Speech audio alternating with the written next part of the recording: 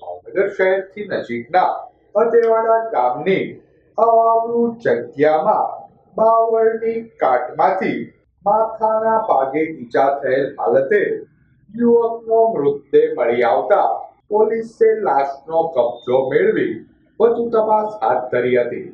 બનાવ અંગેની પ્રાપ્ત વિગતો મુજબ અદેવાડા ગામની અવાવૃત જગ્યામાં બાવળની કાટમાંથી માથાના ભાગે ઈજા થયેલી હાલતે અજાણ્યા યુવકનો મૃતદેહ મળી આવ્યો હતો. પોલીસે લાશની ઓળખ વિધિ કરતા લાશ મથુરભાઈ પરમાર પોલીસે લાશની ઓળખ વિધિ કરતા લાશ મથુરભાઈ પરમાર ઉંમર વર્ષ 40 રે અધેવાડા વાળાની હોવાનું જાણવા મળ્યું હતું.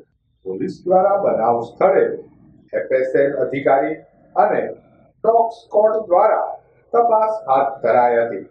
પોલીસે લાશને પોસ્ટમોર્ટમ અર્થે હોસ્પિટલમાં ખસેડી વધુ તપાસ હાથ ધરી હતી.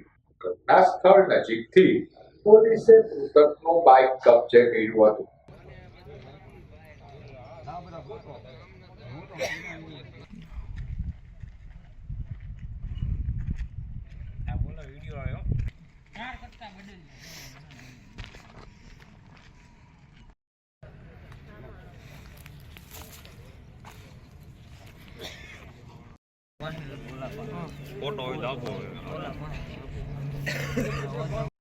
ભરતનગર પોલીસ સ્ટેશનના જે અધેવાડા વિસ્તાર જે છે ટોપ 3 થી આગળ જે છે જાડી ઝાખરાનો વિસ્તાર છે અને ત્યાં એક દિવાલ જે છે ત્યાં એક મૃતદેહ મળેલો છે.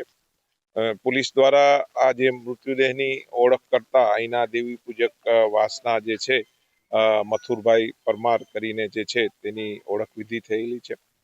પોલીસ દ્વારા સ્થળ પર ડોગ હેન્ડલર્સ તથા એફએસએલ અધિકારીને બોલાવવામાં આવેલા છે અને આ લાશનો કબજો લઈ ઇન્ક્વેસ્ટ ભરી અને પીએમની કામગીરી કરવામાં આવનાર છે.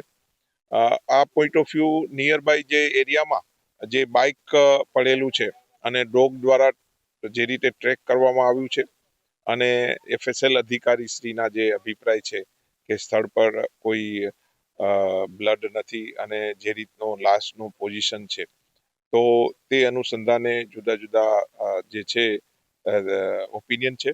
પોલીસ દ્વારા આ એડી છે કે હત્યા છે તે પીએમ કરી અને ત્યારબાદ આ રીતનું જાહેર કરવામાં આવનાર છે.